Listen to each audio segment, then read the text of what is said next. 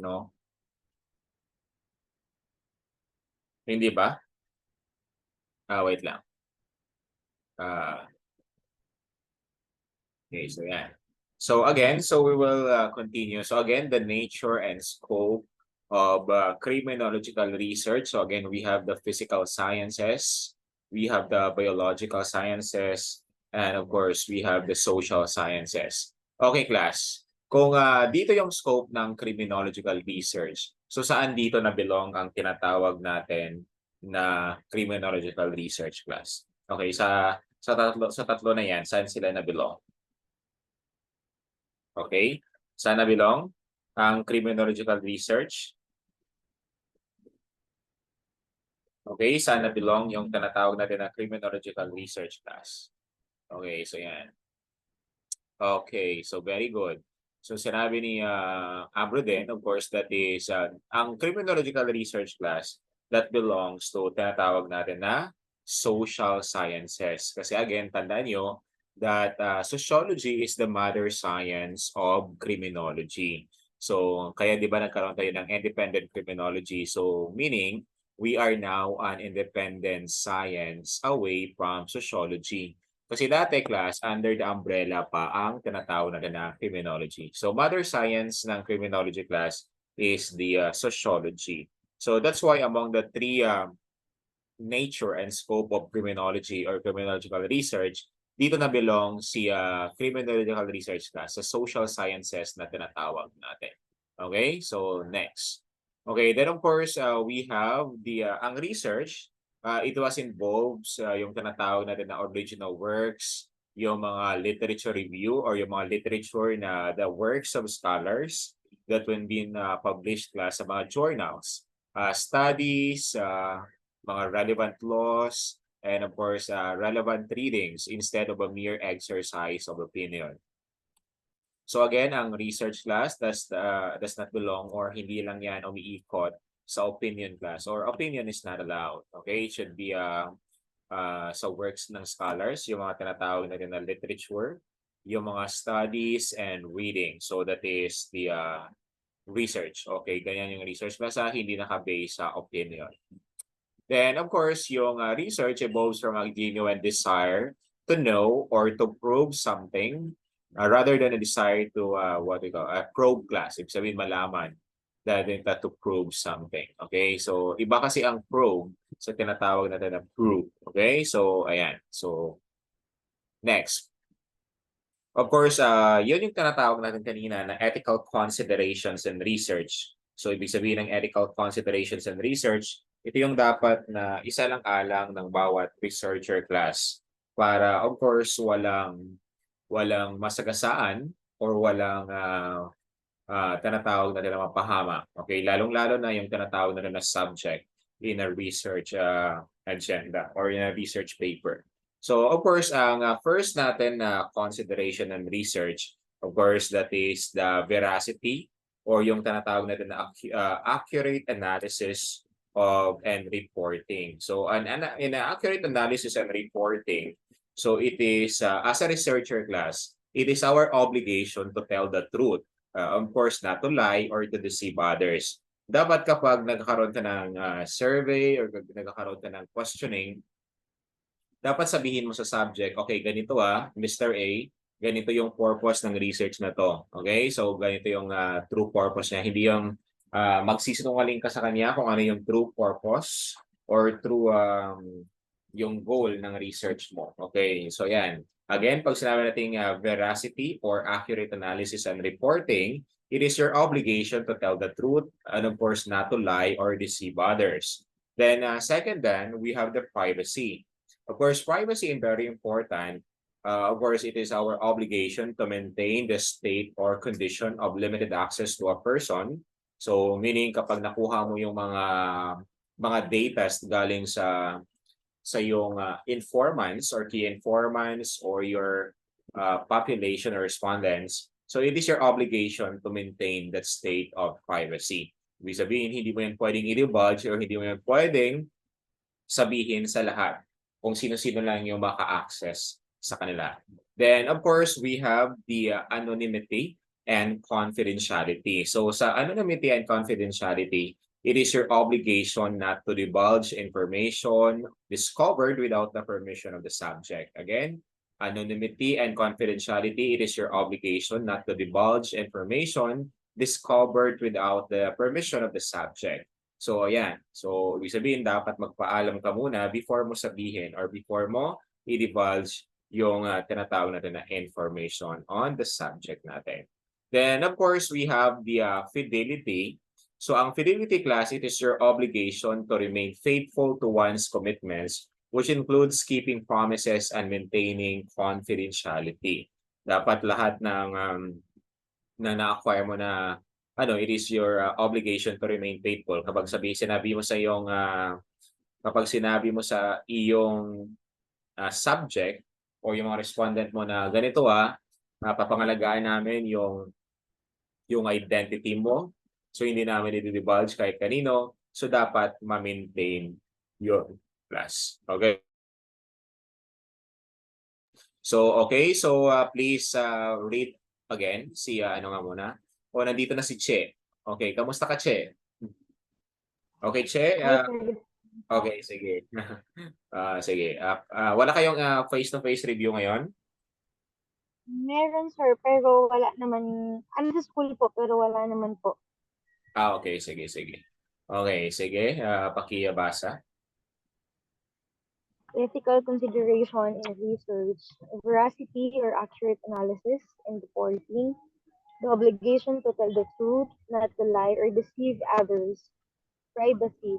It is the obligation to maintain the state or condition of limited access to a person. Anonymity and confidentiality is the obligation not to divulge information discovered without the permission of the subject. Fidelity is the obligation to remain faithful to one's commitments, which includes keeping promises and maintaining confidentiality. Okay, so yan yung mga some of the ethical considerations in research. Of course, ayan ka. So veracity or accurate analysis and reporting, privacy, anonymity, and confidentiality. Then of course, we have the fidelity. So yan class. Okay, of course, so we will continue with our discussion. Meron pa yan. Hindi lang yan dyan.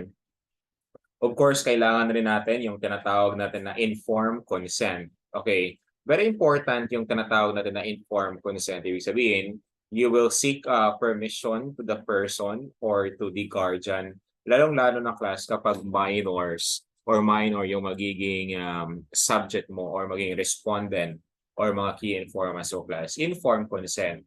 Kahit sino naman class, di ba? Kahit sino yung magiging respondent mo, kailangan mo you will ask permission first or you will seek permission. Kapag minor yan, you will seek the permission of the guardian. Okay? So yan yung tinatawag natin na informed consent.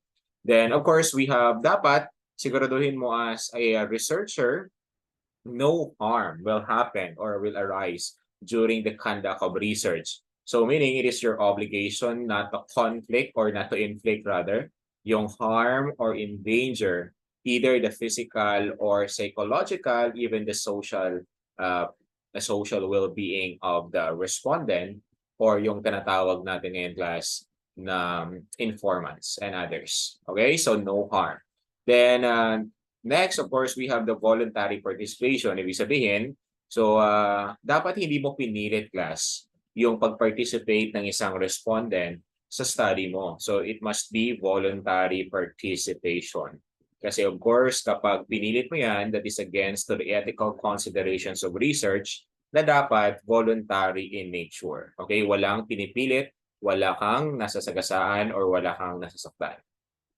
Then, of course, you must avoid deception or avoiding deception. So, palagi natin sinasabi, in conducting a research, you must avoid deception. Ibig sabihin, you must reveal first what is the real purpose of the research while you conduct a research. So para hindi ka para mabigay rin siya or hindi rin siya limited na magbigay ng sagot or at the same time sigurado siya na mapapangalagaan mo yung tinatawag natin na identity niya, your true or yung true identity niya. Okay? So that is what we call the avoiding deception.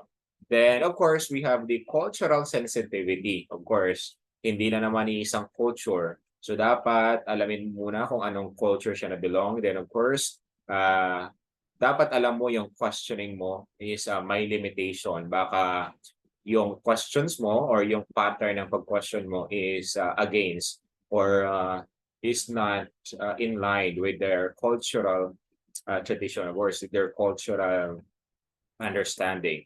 So dapat merong cultural understanding na mangyari diyan.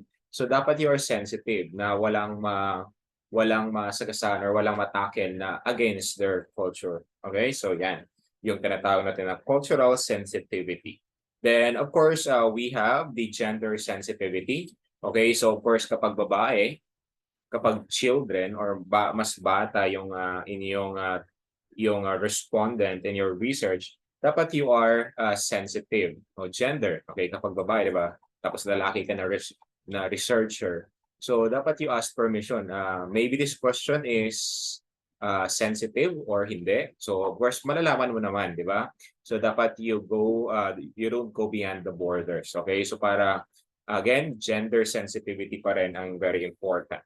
Okay, so yan. Then, of course, next, we have the data privacy. Very important yung tinatawag na the data privacy. So, meaning class, kapag data privacy, ang lahat ng mga data collected, so dapat hindi mo yan i-divulge siya kasi kapag nagpumayag siya na maging respondent or key informant in your study, then after that, uh, pinangalanan mo or dinivulge mo kung sino yung respondent na to, ganito, ganyan. Okay, that is against the data privacy. Okay, so makakasuhan ka dyan, class. Of course, papasok yan yung data privacy law natin. Okay, so yan. So pakibasa ulit for tapos na si Che, no? Si Lawrence, pakibasa Lawrence.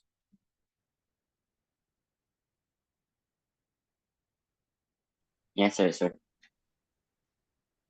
Informed consent or seeking person to the person or guardian.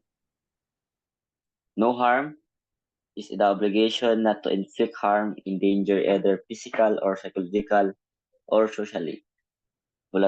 Voluntary participation, avoiding deception, reveal real purpose of the research, cultural sensitivity, gender sensitivity, and data privacy.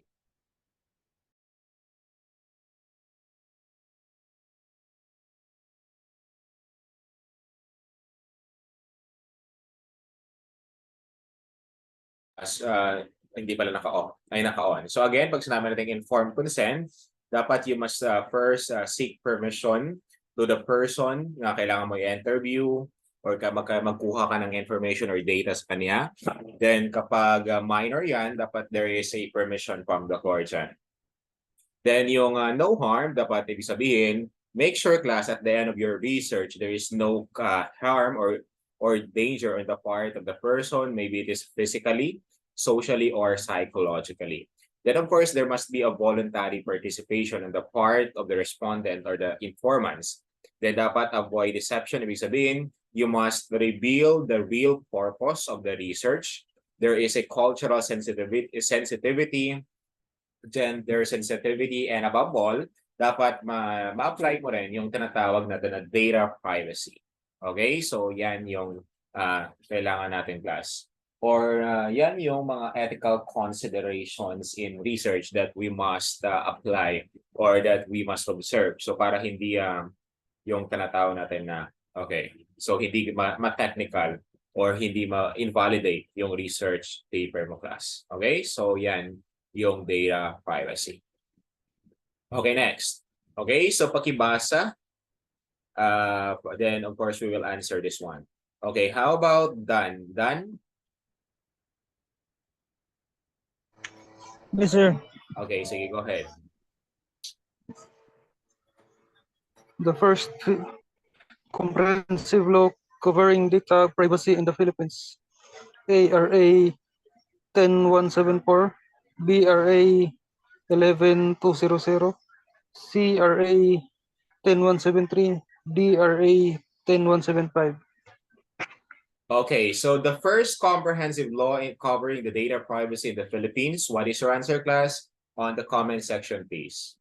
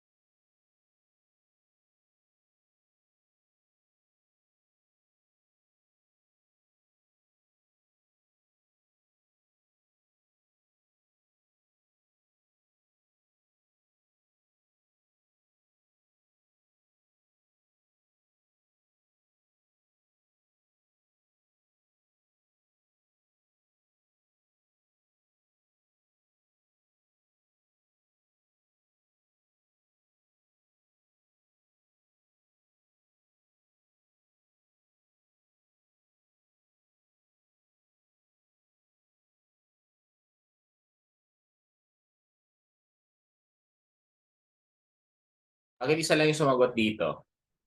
Okay, so yan. How about others? Sorry. Okay, so again, the first comprehensive law covering the data privacy in the Philippines, of course, that is Republic Act 10173. Okay? So, bakit? Of course, class, ang 10175, that is the cybercrime law in the Philippines. Again, tandaan nyo, class, kapag ang ending niya, 10 sa nag-i-end sa 5, that is the cybercrime, while yung 10173, that is what we call the comprehensive law covering the data privacy in the Philippines. Then, of course, yung 11200, that is the PNP new rank classification. Then, ang tinatawag natin ng Republic Act 10174, that is the Climate Change Act. Okay, again, the first comprehensive law covering the data privacy in the Philippines, that is what we call the the Republic Act 10173. Kasi again, ang 10175, that is the cybercrime law in the Philippines. Okay? So, nakuha ba? Nakuha, class? Naintindihan? Kamusta? Okay, so yan. 10173. Very good yung mga students ko. Okay na ba? Naririnig niyo ako sa Zoom? Yes, sir. Okay. Yes, sir. Okay, very good. So, tama yung mga sagot ninyo. Okay, so yan. So, then next, of course, pakibasa nga si Giselle. Giselle, pakibasa. Yes, sir. Okay, sige, thank you. Method in criminological research that study intensively the background, current status, and environmental interactions of a given social unit. A. Descriptive method, historical method, case and field method, correlational method. Okay, so, sige. Thank you. So, what is your answer, class? So, basahin ko. It is a method in criminological research that study intensively the background, the current status, and environmental interactions of a given social unit. Again, it is a method in criminological research that study on the background, current status, and environmental interactions of a given social unit. Is that descriptive method, historical, case and field, or correlational method? What is your answer?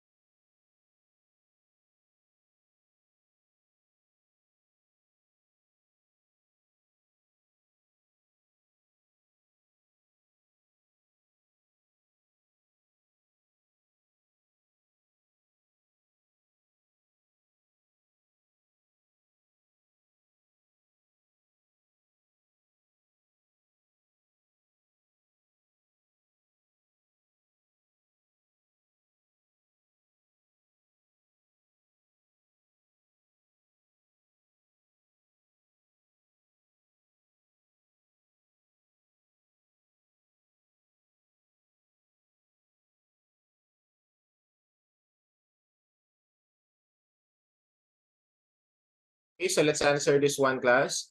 Okay, So okay, again, so it is a method in criminological research wherein the study is focused intensively on the background, the current status, and environmental interactions of a given social unit. Ang sagot natin dyan, class, that is the case and field method. So that is letter C. Very good. Okay, so majority of you got the correct answer. So si Hannah, si Lawrence, okay, very good, class. So ang tawag natin dyan is the case and field method, okay? So we already discussed that one kanina on our part 1. So meaning, there is an interaction, class, between the environment, okay, on a given social unit. So yung case and field method, di ba? Case study. Okay, so halimbawa yung sa mga sa tinatawag natin ng mga preso, di ba? Magkakaroon ka na case study doon. Titingnan mo ngayon yung kanyang background, yung current status niya as a person deprived of liberty, and of course, yung how he or she adopts on the existing environment on a given social unit. So that is the case and field method under the research natin class. Then of course, yung descriptive method, historical method, and other methods class, explain natin yan one by one mamaya. Okay, dito tayo. Then, of course, we have the different methods in criminological research. Again, so we have the different methods in criminological research. So let's explain one by one. That's kung ano yung mga methods na yan. Of course, we have the descriptive method. Okay, yung descriptive method class, of course, you need to describe systematically a situation or area of interest based on the factual evidence or based on the accurate data. Again, pag sinabi natin descriptive method, you will describe systematically a situation or area or phenomenon based on the factual evidence and accurate data submitted or collected. That is this descriptive method. From the word itself, descriptive. Then we have the historical method. Ang historical method class naman, you will reconstruct the past objectively and accurately. Ibig sabihin, history. Okay, you reconstruct. Ibig sabihin, parang bubuhayin mo yung past objectively and accurately. That is historical method of research. Then, of course, we have the case and field. Yung case and field method natin, class. That study intensively the background, the current status, and environmental interactions of a given social unit. That is the case and field method. So meaning, titingnan nila basically yung progress ng isang tao, kung saan siya nanggaling, paano siya nag-adapt on the existing environment, and of course, yung interaction niya on that given social unit or social environment, kung saan siya recently. That is the case and field method. Then, of course, we have the correlational method. From the word itself, correlational. Ibig sabihin, ang kinukuha natin dyan or nagbe-base tayo sa correlation coefficient na tinatawag natin. So, it investigate the extent to which variations in one factor correlate with other variations or yung tinatawag natin na other variables. Yan yung correlational methods. Again, naka-base yan sa tinatawag natin if there is a correlational coefficient. Number 5, of course, there is a causal, comparative, or ex post facto method. Again, pag sinabi natin causal, or comparative, or ex post facto methods, so it investigate class the cause and effect relationship between the different variables. Again, the causal, comparative, or ex post facto method, it investigate the possible cause and effect relationship between the different variables. Then we have the experimental method naman. It investigate the possible cause and effect relationship between two or more treatment conditions naman. Again, ang experimental method, there is to investigate the cause and effect between two or more treatment or conditions. Then of course, comparing the results to a control groups. Of course, ang experimental class, you want to, of course, there is an actual undertaking. Meron talang gagawing activities in class to experiment, to know the cause and relationship between two treatment or conditions. Okay? So yan yung tinatawag natin na experimental methods. Okay? So yan. Thank you. Then, of course, let's have sa next natin. Next slide. Okay. So yun class yung mga different methods natin. Okay? So yan. Sige, pakibasa ng ating next question, Hana. Hana Binuya, please read. Yes po, sir. Type of criminological research that study process and procedures for the improvement of a system. A. Action research. B. Survey research. C. Historical research. And D. Evaluation research. So what is your answer, class? On the comment section, please. Okay, take your time in answering question. Again, do not answer letter. Answer word or words. Thank you.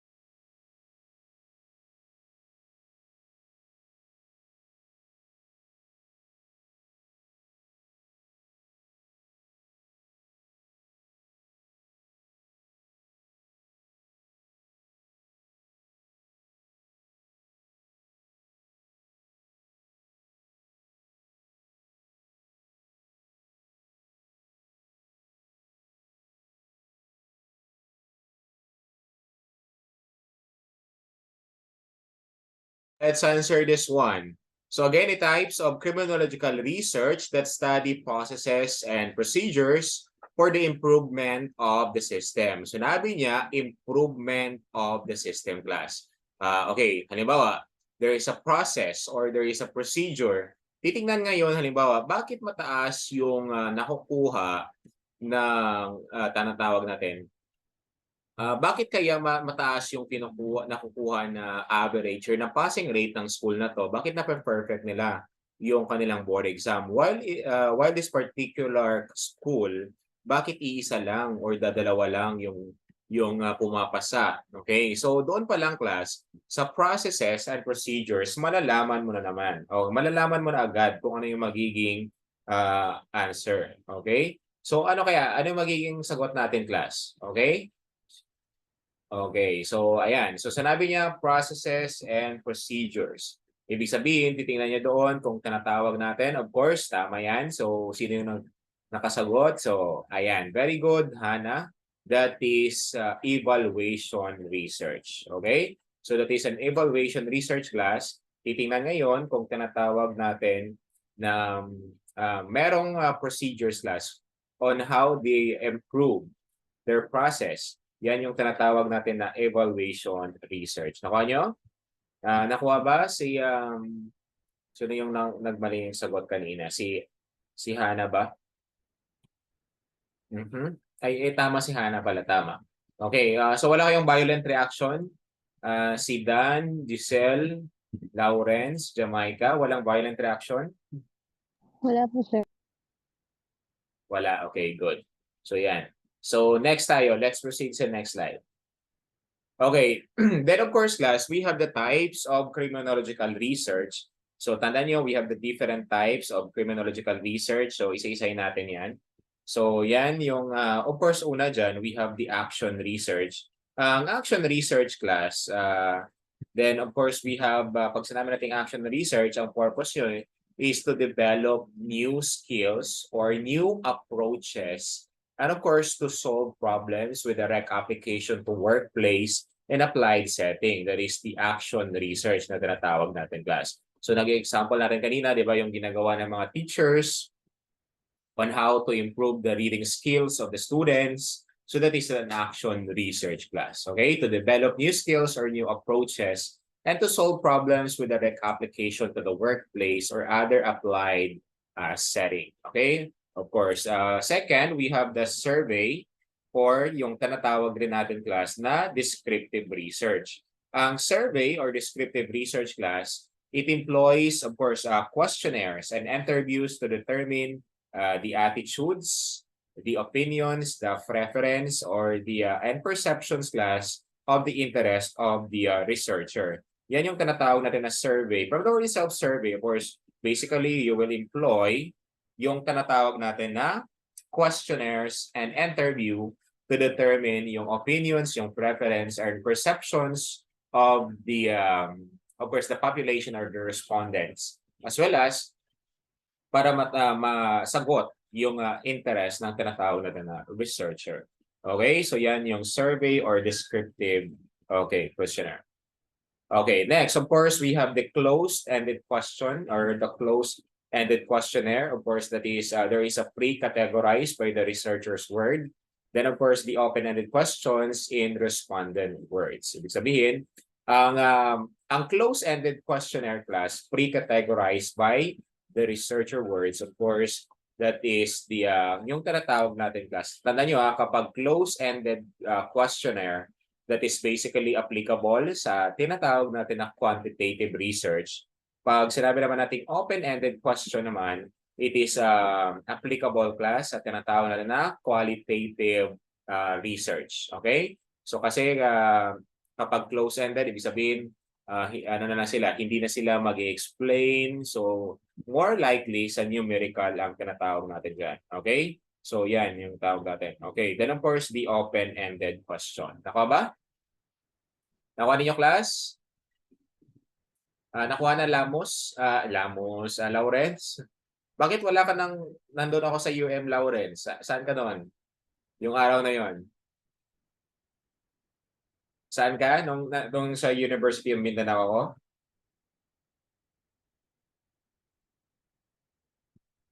Naririnig ba, class? Naririnig? Baka hindi ako narinig na Lawrence.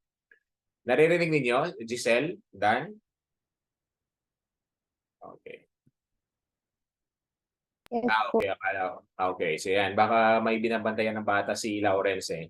So yan. Kasi taga-UM yan siya eh. Hindi ko siya nakita doon sa final coaching last Saturday and Sunday. Okay. So let's continue class with our discussion. Okay. So yan. Then of course, meron tayong tinatawag na observational research. Ang observational research, meron tayong tinatawag, of course, collecting of direct information about human behavior. So that is the observational research. Of course, papaganahin natin yung ating mga senses. Then historical research naman, investigating documents and other sources that contain facts that existed or nangyari in the past. Okay, yan yung tinatawag natin na historical research. Of course, from the world of past. Of course, that is the historical research. Okay, so then of course, meron tayong tinatawag na evaluation research. Of course, that is the study of processes, procedure, methods for the improvement of the system. Yan yung tinatawag natin, class, na evaluation research. Process, procedures for the improvement of the system. Okay, yan yung tinatawag natin na evaluation research. Okay, sorry. Okay, next. Please read. Tapos na si Giselle, tapos na rin si Hannah, tapos na rin si Che. Okay, how about Bertodazo? Bertodazo, can you read? Yes, sir. Okay, go ahead. In writing the research report, this format uses parenthetical citation. A, old format.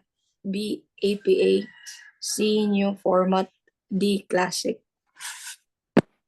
Okay, so in writing the research report, this format uses parenthetical citation.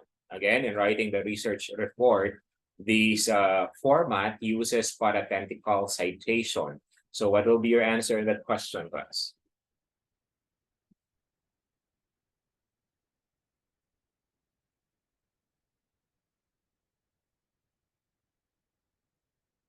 Okay, so sa comment section na,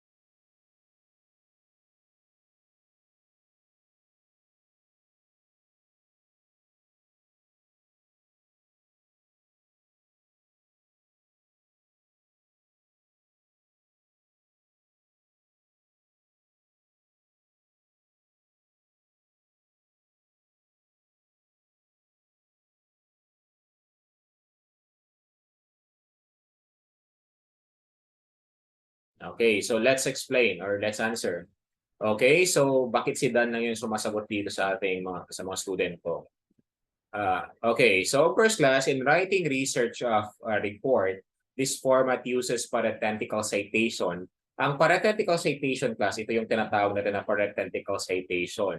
Okay, example of book, of course, halimbawa, JD, Salinger's, then of course, explanation, and so on. So ang sagot natin dyan, class, of course, that is APA format. Okay, of course, we are now on the 7th edition. So ang APA format, pag sinabi natin APA class, ibig sabihin, okay, pag sinabi natin APA format, that is, of course, the American Psychological Association, we are now on the 7th edition. So makapupunta na tayo sa 8th edition soon. Okay? So yan yung tinatawag natin na APA. So let's explain ano yung tinatawag natin na research report format. Okay, class. Okay, so we have the writing the what we call the research format. So APA format, class, make use of parenthetical citation. Again, ang ginagamit, class, ng tinatawag natin na APA format or the American Psychological Association, that is the parenthetical citation ang ginagamit. Then, ang old format used the Latin citation naman. Okay, Latin citations, of course, we have the IBID or IBID, OP, okay, and of course, endnotes or footnotes. That is under the old format class. Kapag ito yung ginagamit mo pa, so medyo kabahan ka na. Okay? Then, of course, we have also of course, we are now on the APA format, 7th edition. Okay, so in writing the research report.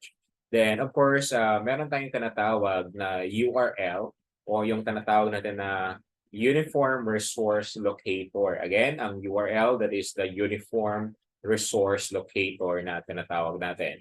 Okay, so dito tayo, class. Of course, ito yung ano natin, class, tinatanggap na yung online or electronic sources. Of course, dati, napapansinin nyo yung mga sources na mga old researches or mga theses and of course mga dissertations, merong nakalagay na retrieve from. Wala na yan ngayon, class, ha? Okay? So, ayan ito. URLs are no longer preceded by retrieve from. Nawala na yan, yung retrieve from. Unless a retrieval date is needed. Again, there is a retrieval date na kailangan lang. So the website name, class, is included na. Okay, kasali na yung included or kasali na yung paglagay ng website kung saan mo yan nakuha. Unless it's the same as the author, hindi na kailangan. And the web page title are italicized. Sorry, italicized rather. Sorry. Okay, italicized. So, of course, ito ang old format na tinatawag natin, class, diba? Kung titingnan niyo ang old format before, so nakalagay dyan, Walker, okay, comma, A, then period, 2019, November 14. Ang title ng research niya or ng study, Germany avoids recession but growth remains weak. Then nakalagay dyan, retrieve from. So, wala na yan ngayon, ha? Dati, that is under the old format. So, nakalagay HTTPS, then yung tinatawag natin na URL. Kasi ito yung tinatawag natin, class, na new format. So, Walker, comma, then of course, the first letter of the first name of the author. Tapos, 2019, yung date, then November 14, period. Then, yung tinatawag natin na title ng page dapat naka-italicized. Germany avoids recession but growth remains weak.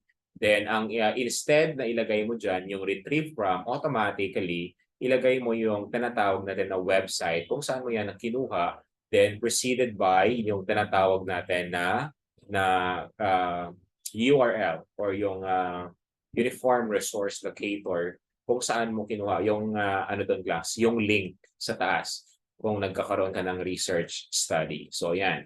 Yung that is under the new format in the APA 7th edition. So again, wala na yung retrieve from na tinatawag natin. Nakuha ninyo? Naintindihan, class? Naintindihan Yes, Giselle? coach. Okay, good. Sige, so yan, class. So wala na yan, class. Okay, good. So yan, ang gagaling ng mga students ko. So yan, next. Okay, of course, we have the APA format, class, in the reference list. Okay, paglagay tayo ng mga references natin.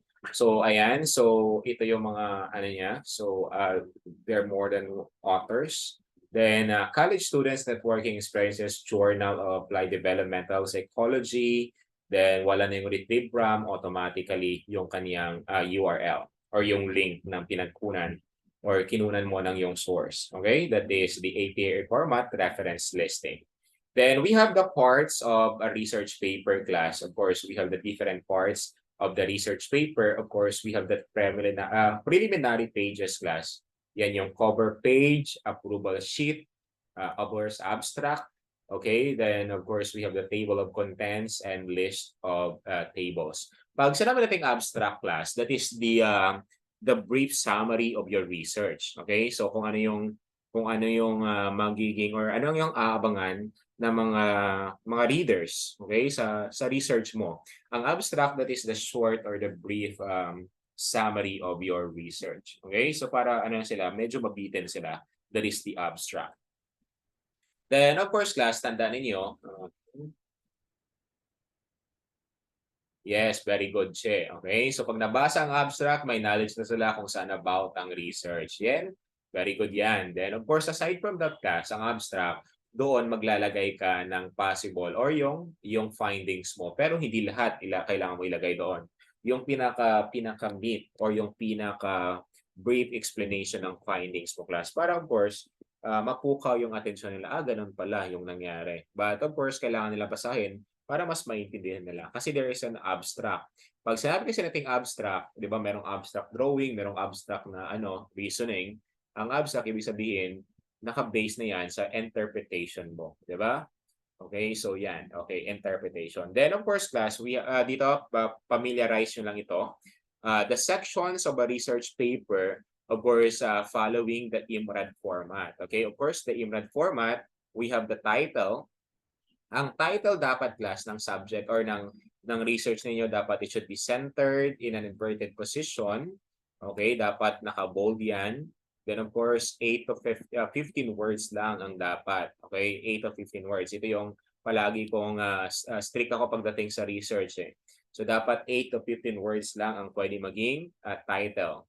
Then of course, nakalagay dapat ang author or authors ng mga reference ninyo. Then of course, yung mga reference ninyo, class, it should be listed in alphabetical order.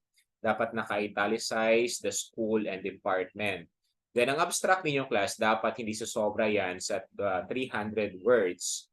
Okay, of course, yung keywords ninyo, not more than 5, then naka-italicize. Ang introduction ninyong, class, dapat under the IMRAD format that is 1,500 to 3,000 words. Ang materials and methods, experimental design, methodology, non-experimental design, it should be 500 to 1,000 words. Then, ang results and discussions naman, of course, that is 1,500 to 3,000 words lang yung tinatawag natin na under the IMRAD format, class. Okay, tandaan nyo, ito lang yung kailangan natin in the IMRAD format.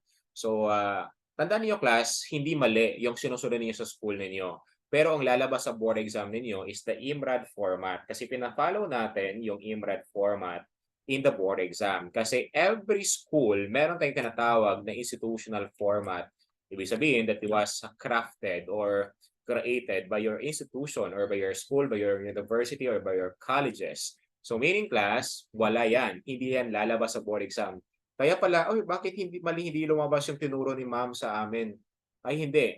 Hindi talaga lalabas yun. Kasi again, meron talaga kayong ginawang format sa school ninyo. Pero again, internationally, ang sinusunod ng board exam or yung sinusunod natin is the IMRAD format. Okay? So, IMRAD format, class, ang sinusunod natin pagdating sa board exam. Nakuha nyo? Nakuha, Che? Nakuha ba? Bakit walang sumasagot? Yes po. Okay, so yan. So, ganun ka Yes, sir. Yes, coach. Okay, good. Sige, next, proceed na tayo. So, kapag ano nyo lang to, class, na-familiarize nyo lahat ng sinasabi ko pagdating sa board exam sa research, easy na lang yan. Kasi sa iba, medyo kinakabahan sila pagdating sa research. Ang dali lang ng research, class. Let's make it simplified or simple for you to understand. Okay, then of course, meron tayong tinatawag, ano yung kaibahan ng theoretical framework or the TF and this conceptual framework? Okay, of course, class, we have the theoretical framework. Of course, kailangan natin nalagay dyan yung mga theories. Ano ba? Classical theory yung pwede mong i-apply sa research mo. Dito naman, neoclassical or neoclassical and so on. So, while ang conceptual framework, ano naman yan? So, ang theoretical framework, class, the researcher constructed structure explaining the concept and premises from the theory or theories that ground the study. Ibig sabihin, hindi ka pwedeng basta-basta maglagay ng theory dyan, class, sa theoretical framework. Dapat, again, inline rin sa study mo ang theory na ilalagay mo, class. Again, sa theoretical framework, dapat, again, inline rin sa study mo ang nilalagay mo na theory. So, it will be the ground or it will be the base or it will be the foundation of your study. Yan yung tinatawag natin na theoretical framework. So, hindi agad-agad or hindi basta-basta ka maglagay ng theory dyan. Kasi again, at the end or on the explanation or the interpretation of the data, kailangan mo yung theory na yan. Okay? Nag-inline ba yung theory mo sa interpretation of the data? So, dapat, again, piliin mo rin yung theory na ilalagay mo sa research mo. While ang conceptual framework naman, class, of course, it is also a research constructed, logically developed argument. Okay, argument naman kasi concept ang kailangan mo dito. Justifying the need of the research study, shapes the study design and guides its development.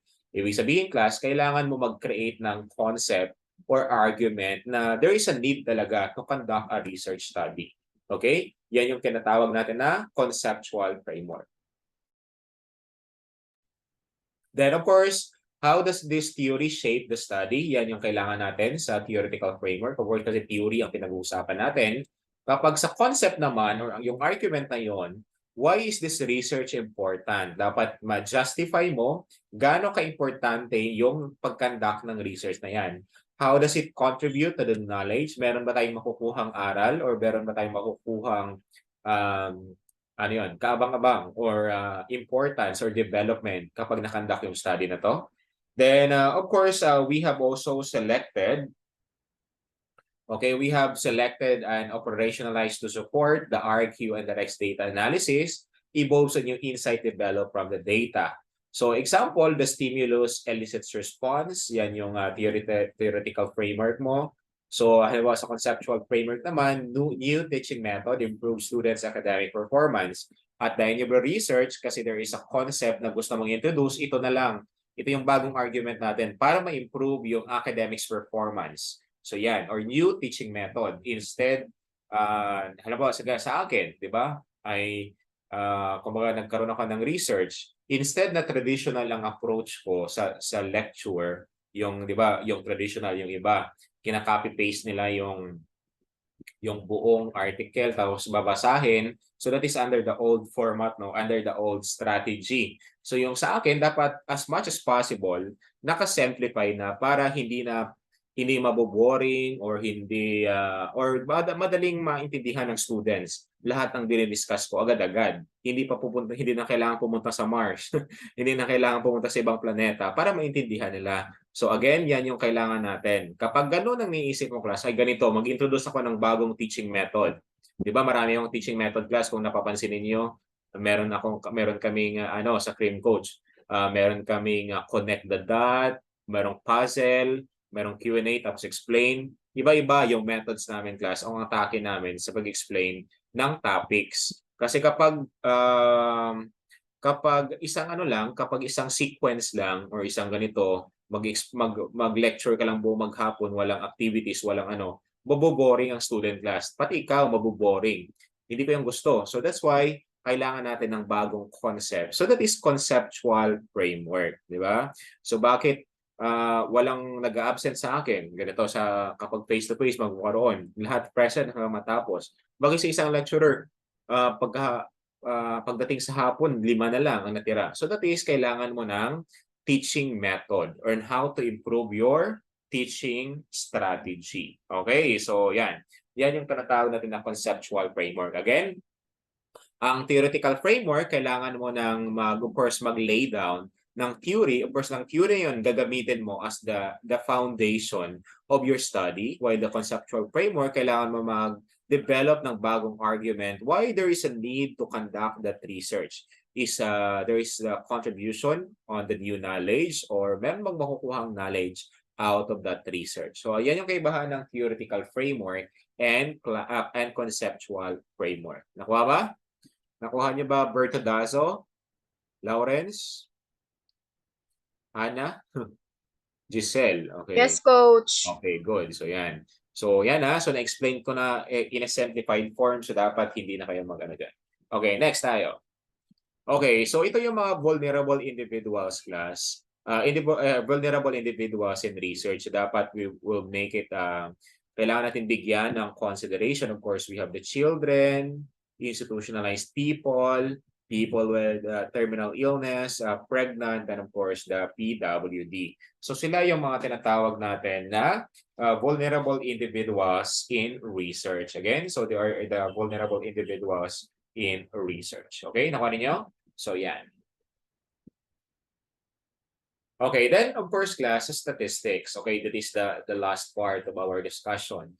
Ang statistic, class, of course, instead of explaining the phenomena or the situation or the area in words or in number or in opinion, so ang kailangan natin class kapag sa statistics, kailangan natin i-explain in yung phenomena in figures or in numbers. Yan yung kailangan natin class, what we call the statistics. Of course, from the words of statistics, numerical equation or formula. So of course, class, before ako nag-criminology, I am a civil engineering student. So that's why naabutan ko pa yung statistics na subject namin. But of course, I know how to teach statistics, yung basic lang. Okay? So yan. So kaya kumbaga powerful ka na lecturer kasi of course, di ba? So engineering tapos biglang engineering tapos biglang naging criminology, di ba? Of course, criminologist niya. Siguro kung hindi ako nag-shift ng criminology class, engineer na rin ako ngayon. So civil engineer. Pero baka hindi rin. So baka hindi yun para sa akin. So yan. Okay. So yan, class. Okay. So again, pag sabi natin statistics, instead of explaining the phenomenon, the situation or the area, in words, so i-explain natin in numbers. Then, pag sabi natin sampling, it refers to the method of choosing the subjects in a particular study.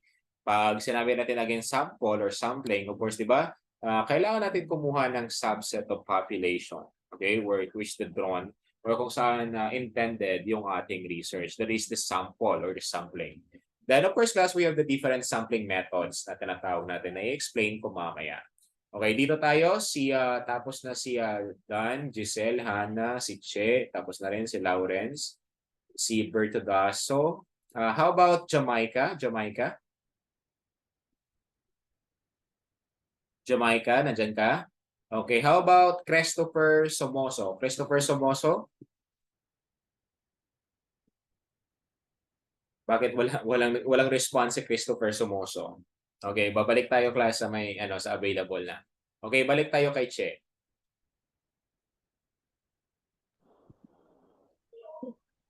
It is also called probability sampling method, A, random sampling method, B, non-random sampling method, C, probability method, and D, non-probability method. Okay, so what is your answer, class? On the comment section, please. Okay, so yan.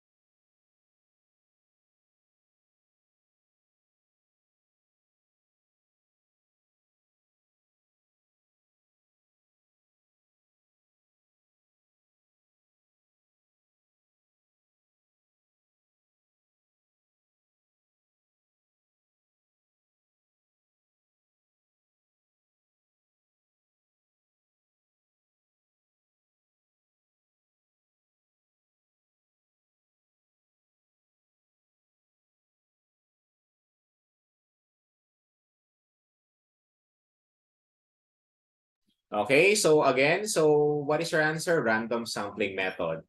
Okay, sinabi niya, it is called probability sampling method. So, ibig sabihin, class, other term ang kinukuha natin. Of course, the other term of the probability sampling method, yan yung tinatawag natin, class, na, okay, that is what we call, that is letter A. That is the random sampling method. Again, ang sagot natin dyan, class, that is the letter A, the random sampling method. So ano nga ba yung random sampling method, class, na yun? Okay, explain natin dito. Okay, so again, pag sinabi nating what we call the methods, of course, we have the random sampling method that is also known as the probability sampling method. Of course, Yan yung kaniyang yung sign. Okay, the random sampling or the probability sampling method. Ang random class, ganito yan, i-explain natin. Ang randomly, kapag halimbawa nagkakaroon ka ng research or nagkakanda ka ng interview, nagkakanda ka ng questionnaire, or nag-utilize ka ng questionnaire, halimbawa, ang subject mo are mga criminology students, criminology or third-year criminology students. So pag sinabi natin random, kung nakakita ka ng mga criminology students, randomly magbibigay ka doon sa kanila ng tinatawag natin na questionnaire. Pag sinabi natin random sampling method kasi, ibig sabihin, hindi ka mamimili ngayon kung sino yung bibigyan mo. Basta third-year criminology students, bibigyan mo, hindi ka mamimili. That is the random sampling method or probability sampling method. Again, random sampling method, ibig sabihin, wala kang pipiliin. Ibig sabihin, basta third year criminology student, okay, third year ka, okay, sige, sagutan mo to. Third year ka, pwede mo sagutan, that is the random sampling method. Ibig sabihin, class, there is a probability or yung probability sampling method, hindi ka ngayon mamimili kayon. Okay, hindi ka ngayon mamimili ng tinatawag natin na respondent of your study. Okay, yan yung tinatawag natin na random sampling method. Okay, nakuha ba? Nakuha ninyo? Nasundan? Retain? Oh, nasundan nyo na? Yes, coach. Okay, naturo ba to sa inyo yung mga random sampling methods or your undergrad? Hindi. Hindi ba? Then of course, we have the non-random sampling method class. Ang non-random sampling method, of course, kabaliktaran yan ni random. Okay? Ang non-random sampling method class, tinatawag rin natin yan na probability sampling method. Again, probability sampling method, non-random. Ibig sabihin ng non-random, ibig sabihin class, meron ka talagang specific. Yung third year criminology students na yon, meron kang tinatawag natin na specific na bibigyan. Ganito, yung 5-2 pababa, hindi natin bibigyan ng questionnaire. Dapat 5-2 pataas ang ating ang ating target. So that is what we call the non-random sampling method. That is also called as the non-probability sampling method. Nakuha niyo ba? Nakuha niyo, class? Nakuha ba? Yes, coach. Okay, so ganun lang ka-simple. Yes, sir. Yes, sir. Kasi kung titingnan ninyo, parang medyo complicated, no? Pero kung titingnan mo, i-explain mo, ang dali lang. So again, yung dalawang methods natin, pag sinabi natin random sampling method, ibig sabihin, randomly, wala kang pipiliin. Okay, lahat bibigyan mo. Ang non-random, ibig sabihin, there is a specific or meron kang specific na target audience or respondents ng study mo. That is the non-random sampling method. Okay, so yan. Then of course, we have the different random sampling methods. Okay, number one, we have the simple random, sampling method. Yung users randomly select a subset of population, ibig sabihin, wala siyang pipiliin, randomly. Okay, so kung sino yan, so kung sino yung available, siya yung bibigyan natin or bibigyan yan. Then of course, we have the stratified. Okay, ang stratified random sampling method class, yung tandaan nyo lang yung strata. Again, the population group is divided into one or many districts or units na tinatawag natin na strata that is based on shared behavior or what we call the characteristics. Okay, so yung grupo na to, they have the same characteristics or behavior. So that's why they will be grouped in one district or unit. So that is the stratified random sampling method. Then number 3, we have the systematic sampling method. Ang systematic sampling method naman, it is a method of selecting a fixed number of items from a population. Ibig sabihin, naka-fixed na. 30, 30, 50, 100, well, is 100. So that is the systematic sampling method. There is a fixed number of items from a population na dapat mo lang makuha or dapat mo lang mag-focus doon. Then we have the cluster sampling method. Ang cluster sampling method, the study of large populations. Okay, medyo malalaki na. 1,000, 500s, and so cluster. Cluster 1, cluster 2. Ibig sabihin, hahatiin mo yun by cluster. Para hindi ka naman mahihirapan. Okay, then of course, the multi-stage sampling. Ang multi-stage sampling, you draw a sample from a population using a smaller and smaller groups at age stage. Okay, there is the multi-stage sampling. Then, of course, dito naman sa non-random sampling methods, non-random, ibig sabihin, class, hindi ka mag-select. Okay? So, baliktad ba? Non-random, ibig sabihin, you will fix or meron kang selected participant or group talaga. Okay, meron tayong tinatawag na convenient sampling or chunk or incidental sampling. Ibig sabihin, that is the easiest way for the researcher to access. Okay, so para makuha niya yung kaniyang technique or makuha niya yung kaniyang target audience. Then we have the judgment sampling. Ang judgment sampling, also called as purposive sampling or authoritative sampling. Okay, so yan. Then of course we have the purposive sampling. Okay, also known as judgment, selective, or subjective. Okay, subjective naman yung approach ng class. Okay, so yan ang purposive sampling. Then ang quota, okay, so from the quota sampling, there is a predetermined number of proportion of units. Okay, may quota kayo so ganito. Dapat yung 280 na yan, ma-fill in yung quota na yan. Okay, that is the quota sampling naman. Then the snowball sampling, palaging ginagamit yung snowball sampling. So it is a recruitment method that employs research into participants' social networks to access population. Okay, snowball palagi yung ginagamit, class. Okay, the snowball sampling. Okay, but of course, class, ang dapat nyo lang palagi dyan na dapat matandaan yung random and non-random sampling methods. Okay, yung kailangan natin. Then we have the two basic approaches to sampling. We have the probability sampling. Of course, ang probability, ibig sabihin, there is a simple random, stratified, cluster, systematic intervals. Ang non-probability, of course, the convenience, quota, purposive, or judgment, or yung tinatawag natin na snowball. Okay? So that is the non-probability sampling.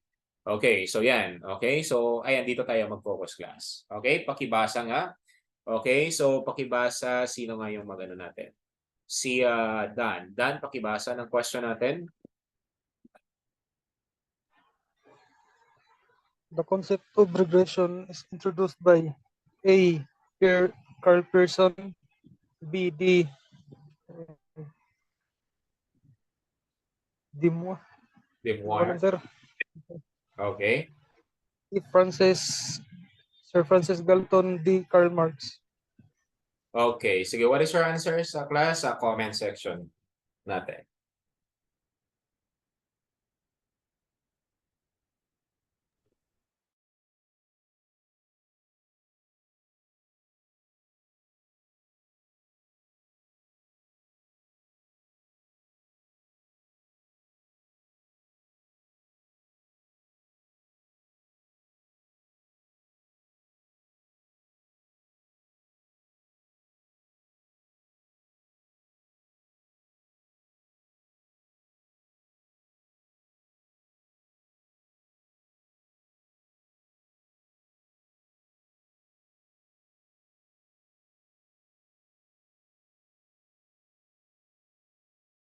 Question.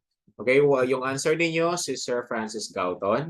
Okay, ang the question is, the concept of regression is introduced by. Okay, so wait lang, class.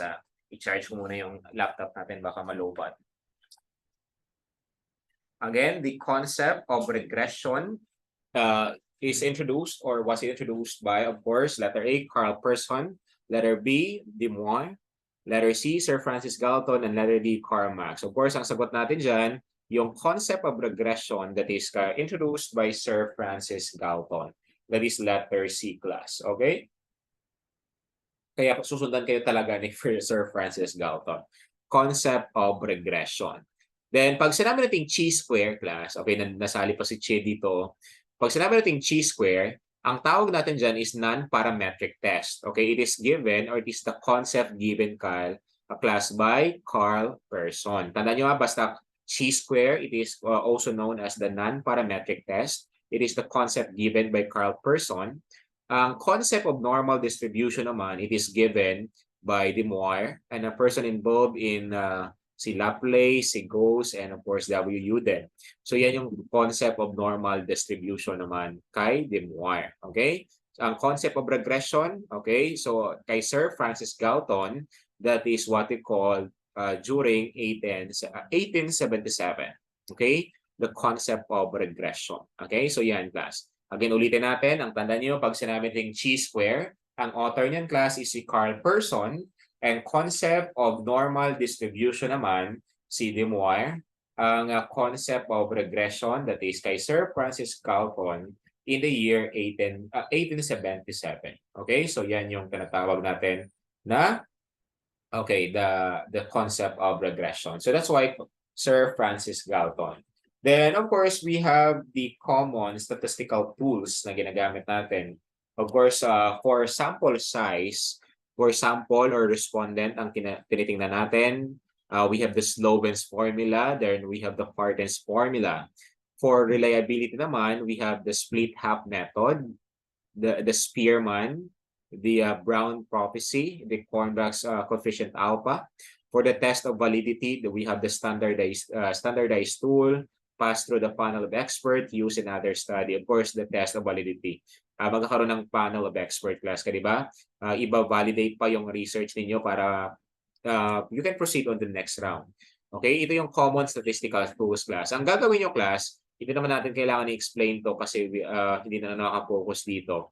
So dapat familiarize nyo lang to class. Yung Sloven's formula, Parten's formula, for reliability, familiarize mo kung ano yung nakalagay dito. Then we have the test of validity. Okay, so yan, i-familiarize nyo. Yung binigay ko na PPT, yung presentation ko na to, so dapat sundan nyo.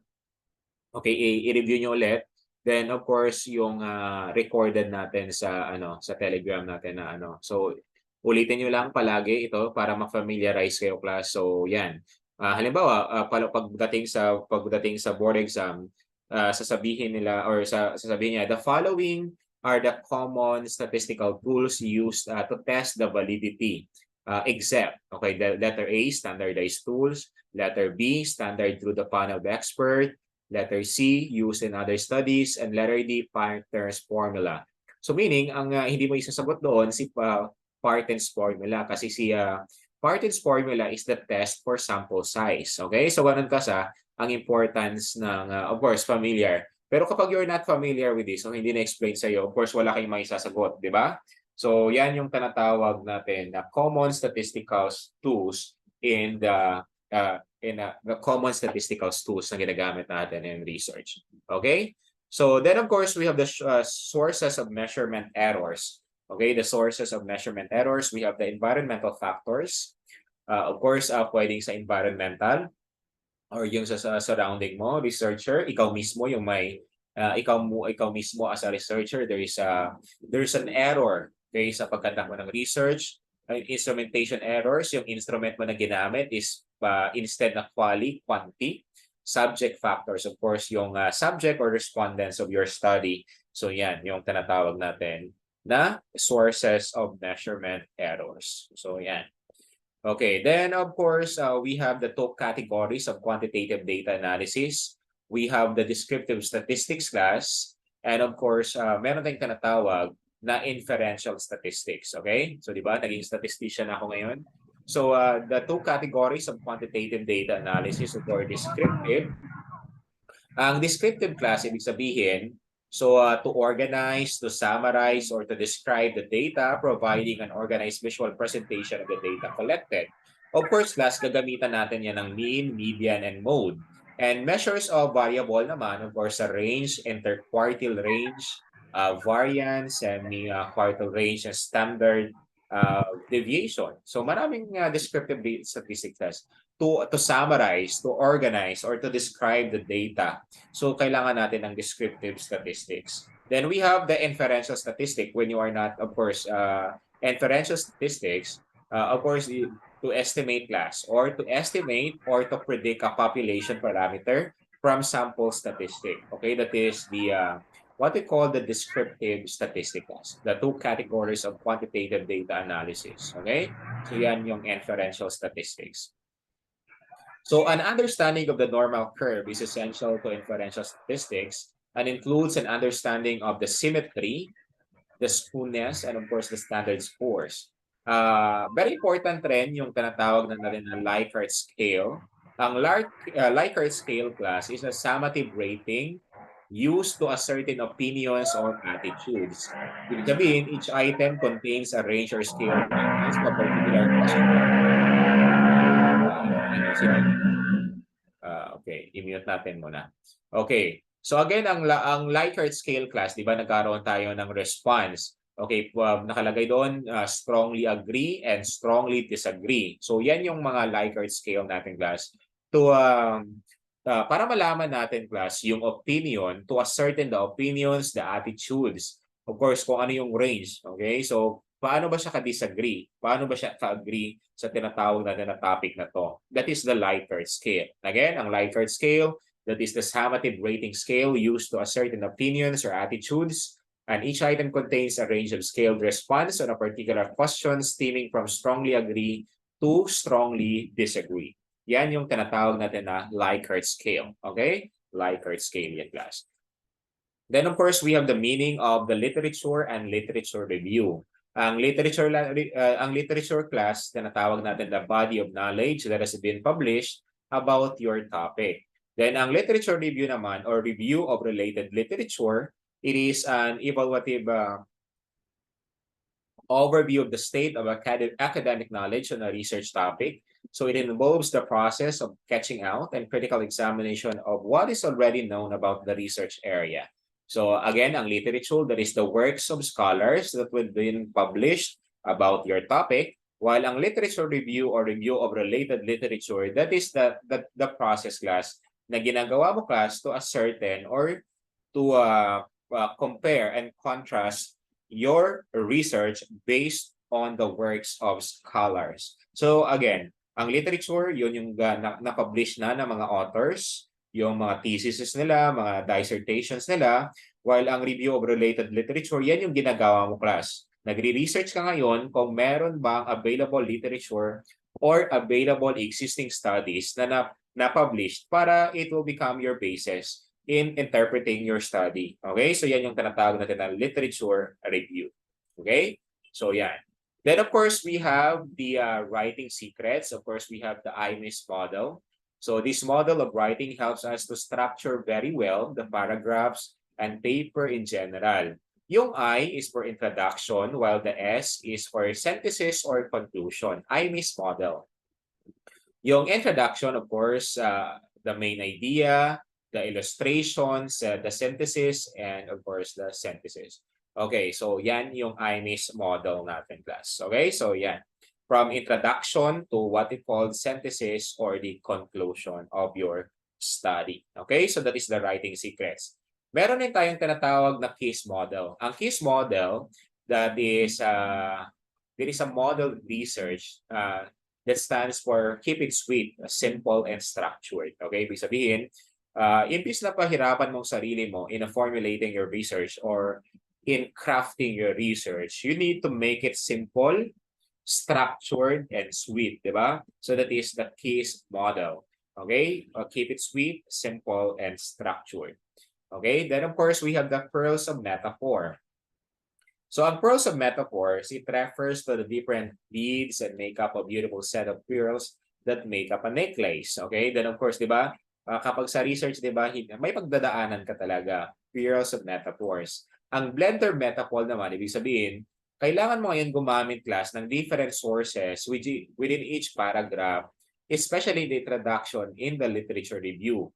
This makes a research paper much more scholarly. Ibig sabihin, nakakatalino yung dating niya. So, para makaagaw atensyon or makapukaw atensyon sa mga nagbabasa. So, make a blender metaphor. Ibig sabihin, bibigyan mo ngayon ng kakaibang flavor yung study mo. So, that is the blender metaphor. Then, we have the sandwich metaphor. Ang sandwich metaphor, this refers to the idea of a sandwich, di ba? When you make a sandwich, you put the ingredients between two pieces of bun. Okay, this is true about the way you make a direct quote. Okay, you should never have it in the beginning or at the end of the paragraph. You should always have sandwich in between your words. Ibig sabihin, So para to make your research interesting, okay? So dapat in between ilalagay mo doon yung mga discussion ng mga previous authors, yung mga previous researcher to make your research interesting. Okay? That is the sandwich metaphor. Then of course, class, we have the key terminologies before we will end our discussion. Of course, pag sinabi nating average class, that is the typical or normal mathematical average, mean, median, and mode. Of course, the applied research, ang purpose ng applied research class to solve the problem.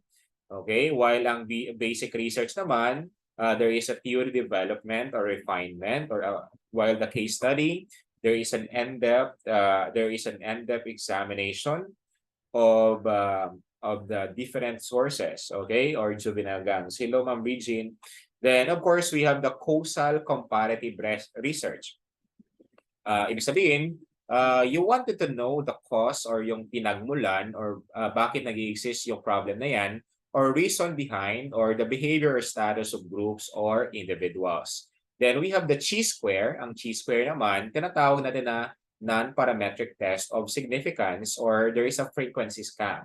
Ang cohort study, there is a specific subpopulation of cohort is studied over time, and the concept mapping, display of concept formulation of theory. Concept mapping class. Balikan nyo yan mamaya class sa recorded natin sa Telegram. Okay, then of course sa PPT na binigay ko sa inyo. Then of course, tandaan nyo, there is a confidentiality, yung mga ethical consideration in research. Dapat concealing the identity of the respondent is very important, lalong-lalo na when your topic is confidential. Confidentiality is very much important. Then content analysis, of course, that is the recorded human communications, of course, yung books and related laws that is applicable to your study. Then we have correlational research, the degree relationship between two or more quantifiable variables. Pag sinabi natin quantifiable variables, ibig sabihin na may measure natin. So that is the correlational research. Then we have the criminological research, of course, that is the special branch of sociology, wherein nakafocus yan class sa analysis of crimes and criminal behavior to interpret the situation and to interpret the phenomena. That is the criminological research. Then we have the cross-case analysis, that is the examination of more than one case. Ang cross-sectional study, that is based on observation or single point in time. Ang data, systematic information. Ang dependent variable, wimpy or unimportant variable. So presumed effect, also known as criterion variable, the effect or post-test. Okay, so yan. Ang descriptive research natin, class, of course, summary na to ang descriptive research, it describe main scores with small number of numerical indices. Ibig sabihin, you will explain the phenomena, or you will explain or you will describe the situation or phenomena using numerical index or numerical indices or numerical, okay, ibig sabihin through numbers. Okay, then of course we have the discrete variable. From the word itself, discrete, ibig sabihin separate from one another, discontinuous in a case of gender and religious affiliation. Dapat there is a sensitivity on the religious side, and of course there is a gender sensitivity. Then of course ang evaluation research, of course na-explain natin kanina in detail. Ang evaluation research class, of course ang purpose niya is to determine or ma-evaluate yung processes, yung methods na ginagamit, then of course how to improve the system, and of course to impact of some social intervention program. Okay, so yan yung evaluation research natin. Then of course we have the historical research. Ang historical research class, again, as a summary na, so i-explain natin yung occurrence or explain the present events and anticipate the future events.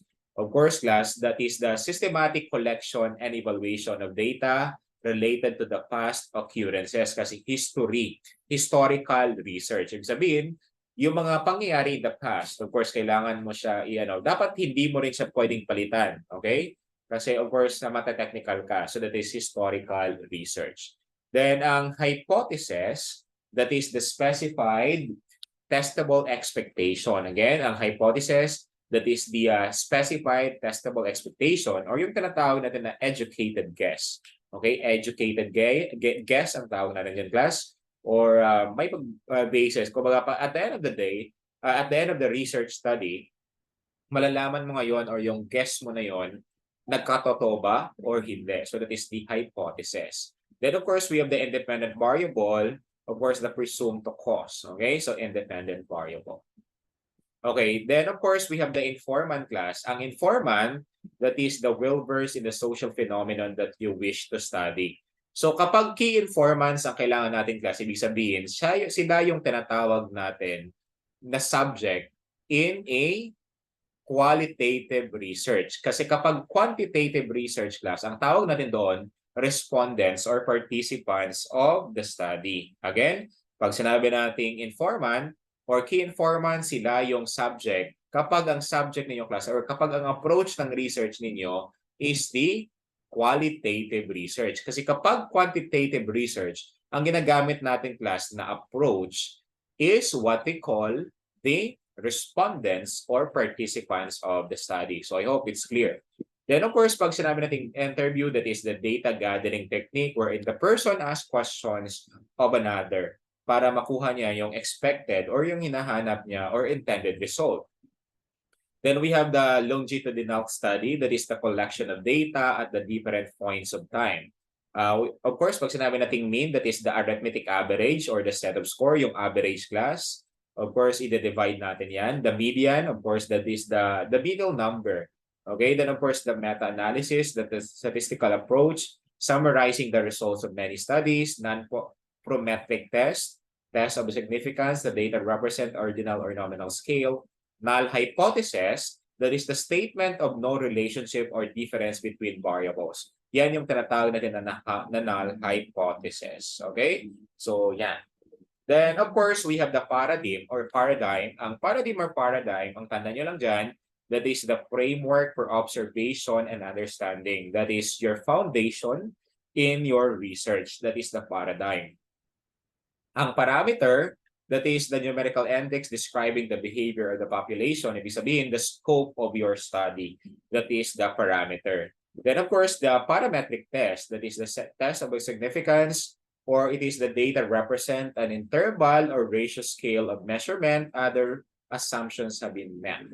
Then, participatory action research. Ibig sabihin, people being studied are given control over the purpose and procedures of the research. Then we have the pilot study. It is a small-scale study conducted prior to the conduct of actual study. Parang ano siya, class? Parang yung, parang briefing siya. So that is the pilot study. Before mangyari or before magkaroon ng actual study, there is a pilot. Ibig sabihin, parang test muna. That is the pilot study.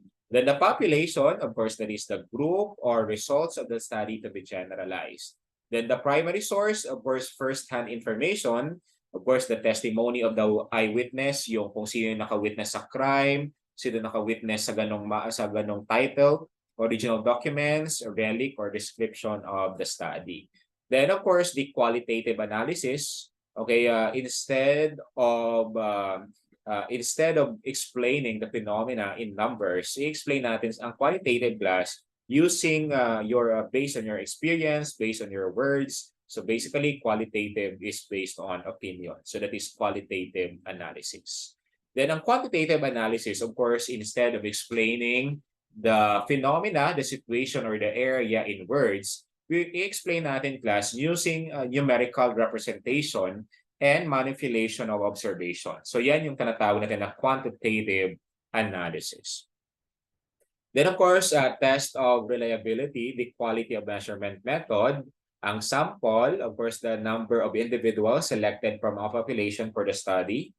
Then ang scientific method, of course, steps and research process, including observation, hypothesis testing, analysis of data, and generalization. Of course, scientific method class in order. Hindi ka pwedeng pumunta or mag-jump sa isa kapag hindi ka pa dumaan. Then split half, dividing a test into two equivalent halves and correlating the scores on two halves.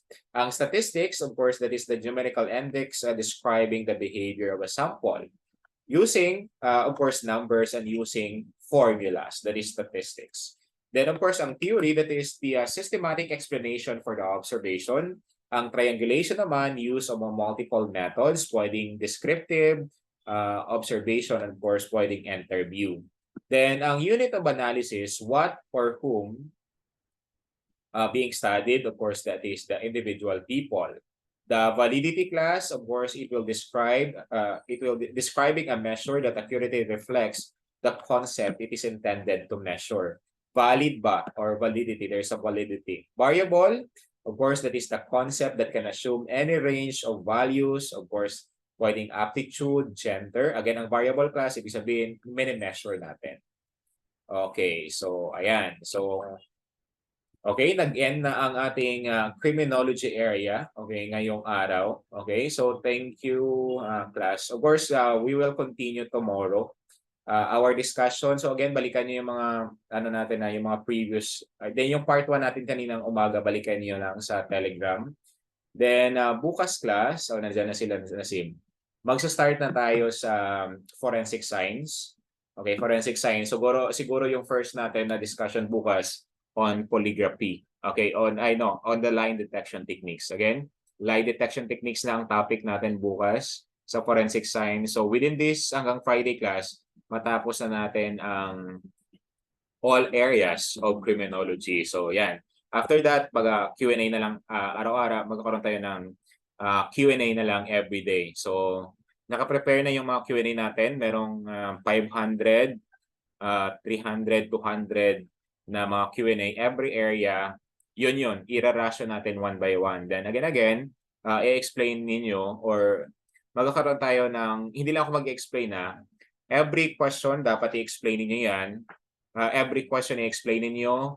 Then after that, ako yung magsasabi kung mali ba yung sagot ninyo or tama. Okay, para everyone, kasi gusto ko nyo pagdating sa board exam, ready kayo. Kasi may times na yung tinuro sa inyo ng mga professors, lecturers, and instructors ninyo, wala yan class. 0, hindi lalabas. May times na gano'n Kapag hindi lalabas, of course, kapag itinuro sa student or sa reviewee, ay yung strategy or method on how to answer question. Kapag na-master niya yung class, kahit anong tanong ang ibigay mo sa kanya, masasagot niya. Okay? Kasi nga, na-train siya on how to answer criminology board question. Kasi kapag na-train lang siya na makinig, wala yan. Okay? So dapat malaman niya paano mag-eliminate, paano mag-focus sa TTK, yung title, topic, and keyword. So kasi kapag ganon, ibig sabihin ready na. Hindi na ako kabahan pagdating ng board exam na kahit anong ibigay na board exam question sa inyo, masasagot niyo yun. Kasi the skills, the strategy, the methods class, yun yung pinaka-importante sa board exam. Kahit ibigay ko pa sa inyo lahat ng topics, okay, lahat ng i-explain ko sa inyo class, pero wala kayong strategy on how to answer question, mababagsak pa rin kayo class. Ang pinaka-importante na matutunan ng student, of course hindi lahat, no? Okay, so dapat how to answer question, di ba? Paano yung atake? So paano ba ang kaya class sa amin sa Crim Coach, ang atake talaga namin palagi sa pagsagot, okay? So ano ba yung strategy on how to answer, di ba? So hindi pwedeng yung lang. Ito yung sinabi ng instructor namin na sagot diyan. Ito yung sinabi ng lecturer namin na magaling. Ito yung sagot, letter A. Kasi ganun daw Bakit letter A? Yun lang yung sabi niya. O diba? Walang explanation, hindi yun acceptable. Dapat, every question, nararasyo yan. Kasi every question may be similar, but it will never be identical. Okay? So yan. Thank you for joining. Nandito na si Asibi, Nasim, Jamaica, Giselle. Okay, thank you everyone. So see you again tomorrow. So titingnan natin Thank you, sir. kung baka 8:30 tayo bukas. Okay, so thank you. God bless and stay safe.